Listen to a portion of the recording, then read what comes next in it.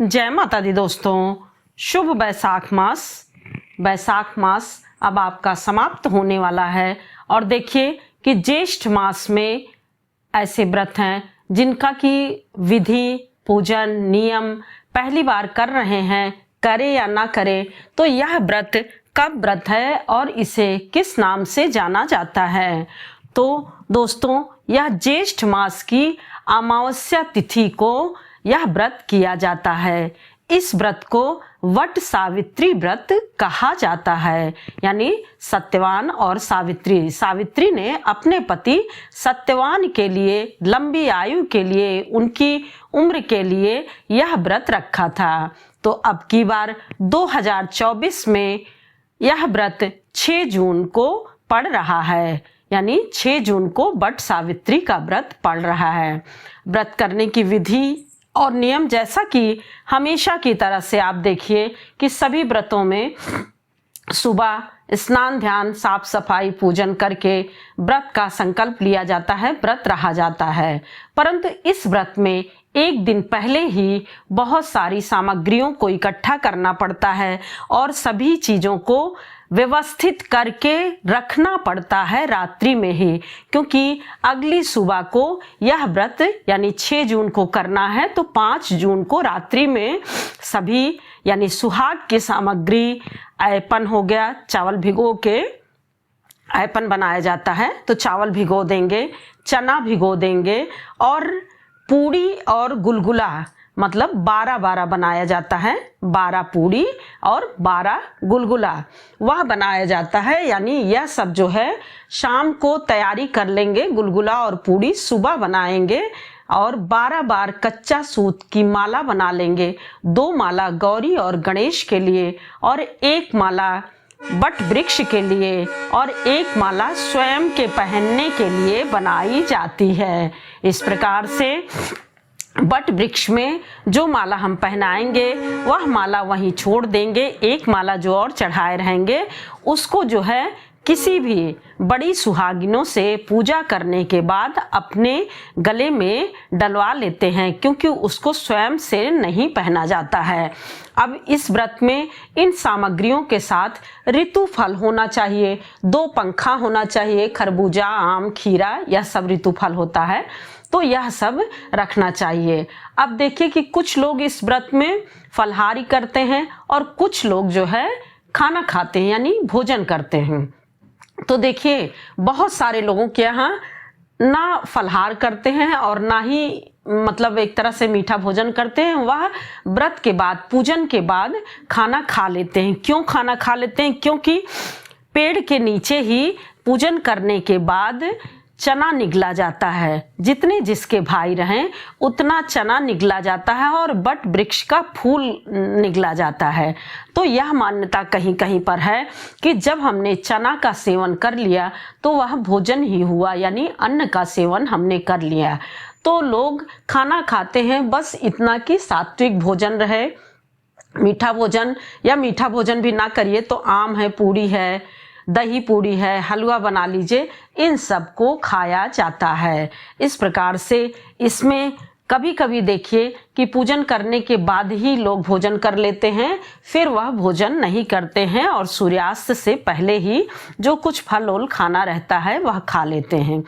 और जो प्रयोग भी करते हैं नमक का, तो वह सेंधा नमक का प्रयोग करते हैं, क्योंकि अन्य नमक नहीं खाते हैं। और वैसे तो सही पूछिए तो नमक खाते ही नहीं हैं, लेकिन कि किसी किसी को यदि कोई दिक्कत है तो वह नमक में सेंधा नमक का प्रयोग कर सकते हैं। अब देखिए कि जैसे कहीं कहीं पर बिल्कुल ही जो है मतलब भोजन नहीं किया जाता, लेकिन अन्न जब एक बार हम खा लिए तब तो फिर हमारा अन्न खाना हो गया, इसीलिए भोजन किया जाता है। अब हमेशा की तरह देखिए जैसे सभी व्रत में एक दिन पहले तो इतनी तैयारी हो जाती है, दूसरे दिन सुबह भोर में साफ सफाई करके, अपने सारे मंदिर की साफ सफाई करके, वहाँ पूजा पाठ करके किसी मंदिर में जा करके जहाँ पर वट वृक्ष हो, और यदि वट वृक्ष ना मिले तो उसकी टहनी ला करके अपने घर में गमले में करिए। और इस प्रकार से आप सुबह जो है साफ सफाई करने के बाद, स्नान ध्यान करने के बाद फिर तैयार होकर के खूब अच्छे से खूब श्रृंगार करके, यानी 16 श्रृंगार करके सब कुछ, चूड़ी, बिंदी, नेल पॉलिश, आलता, पायल, बिछुआ, गले में मंगलसूत्र तो हमेशा की तरह से हमेशा ही रहता है, यानी गला कभी भी खाली नहीं करना चाहिए। बस इतना है कि कभी मंगलसूत्र वो करके दूसरी चीज़ें भी पहन लेते हैं। इस प्रकार से आप पूरा श्रृंगार करके, अब देखिए नई साड़ी की जहाँ बात है, तो नई साड़ी जब रहे तब आप पहन लीजिए, और वैसा कोई यह विधान नहीं कहा गया है कि नई साड़ी ही पहने, बस स्वच्छ और धुले वस्त्र रहें। परंतु देखिए कि नई साड़ी लगभग हो ही जाती है, इसलिए कोशिश करें कि सभी व्रत में नई साड़ी का प्रयोग करें, यानी जब उपलब्ध हो जाए आराम से तो नई साड़ी का ही प्रयोग करना चाहिए। अब देखिए कि इस व्रत में एक दिन पहले भी तामसिक भोजन का त्याग कर देना चाहिए। क्यों?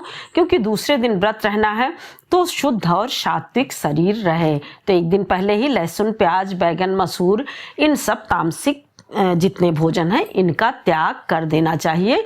यानी एक दिन पहले ही, किसी भी व्रत में एक दिन पहले ही शुद्धता से रहना होता है। इस प्रकार से जब आप मंदिर में जाएं तो देखिए कच्चा सूत जो होता है, कच्चा सूत, सर्वप्रथम कच्चा सूत मंदिर में जैसे ही, यानी वट वृक्ष के पास पहुंचते हैं, अपने घर में पूजा पाठ करके मंदिर में सूर्य भगवान को जल दे करके, मंदिर में तुलसी माता को जल दे करके, तब जो है तैयार हो करके पूजा करने जाइए।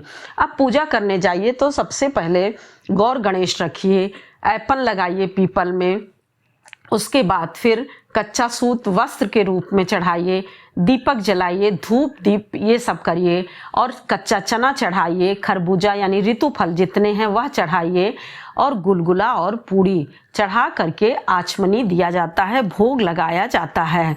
इस प्रकार से भोग लगा करके जो 2 मालाएं बनाई रहती है, एक माला वट वृक्ष को पहना देते हैं और एक माला भी चढ़ी रहती है, फिर उसको स्वयं के लिए अपने लिए रखते हैं।